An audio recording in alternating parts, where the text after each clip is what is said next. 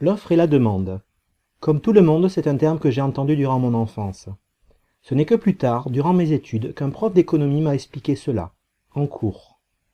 Il m'a dit que c'était une loi, un principe, un mécanisme, bref, quelque chose que l'on ne peut remettre en question. Sans le préciser, il n'a même pas émis d'alternative possible. Il y avait deux protagonistes, celui qui offre le bien, le service, l'emploi, et celui qui demande. Le terme offrir m'a quand même un peu gêné. Jusqu'à ce cours, quelqu'un qui offrait ne demandait rien en retour, et c'est pour cela que le terme offrir est connoté positivement. Je n'ai rien trouvé à dire pour le mot demande, c'était comme cela.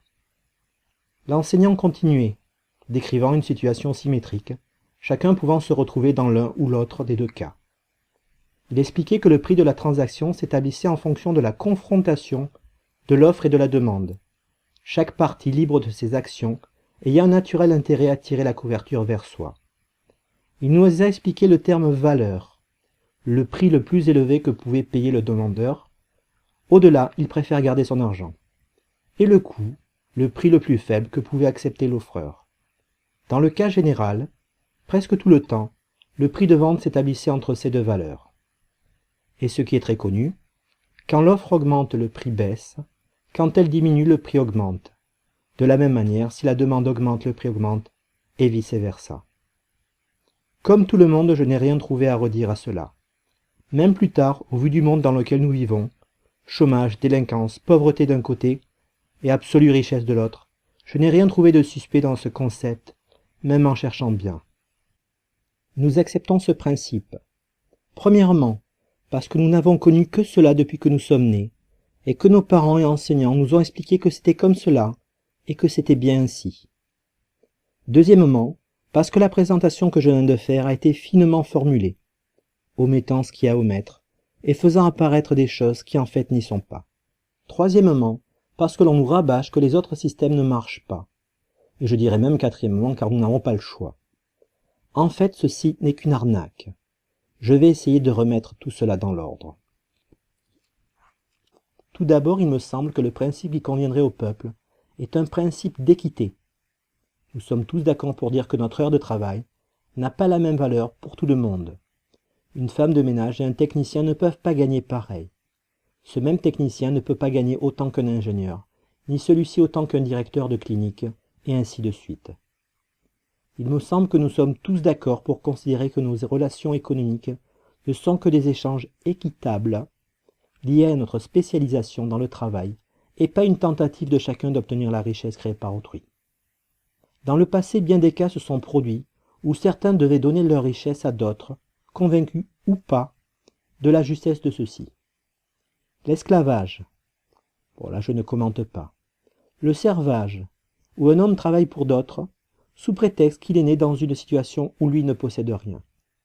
La dîme, par l'Église. Et je ne parle pas de la partie de cette dîme qui revient au peuple, car l'Église s'occupait de lui rendre un certain nombre de services. L'éducation, le lien social, et les services religieux comme le mariage, le baptême, etc. Je parle du surplus qui a enrichi les uns, au détriment des autres. Le paiement d'un impôt pour la noblesse, ce concept a également totalement disparu. Et depuis quelques siècles, la rémunération du capital.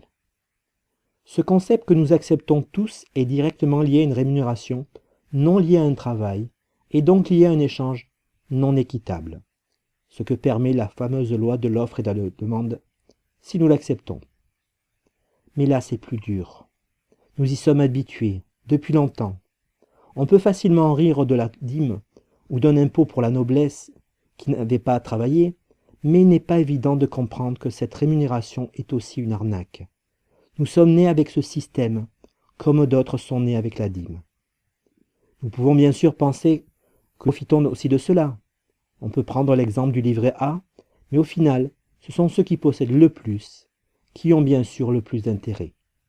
Je ne parle bien sûr pas de la création monétaire, qui est un vol flagrant, ou de l'entente, ou du vol par obsolescence programmée, qui sont des moyens méprisables qui s'ajoutent à un échange non équitable par nature. Comprenez bien qu'il faut faire une claire différence entre une activité secondaire, comme la location d'un appartement si nous en disposons de deux, et l'existence de familles infiniment riches, depuis plusieurs générations, profitant d'un système fait pour eux, et que leurs ascendants ont contribué à créer.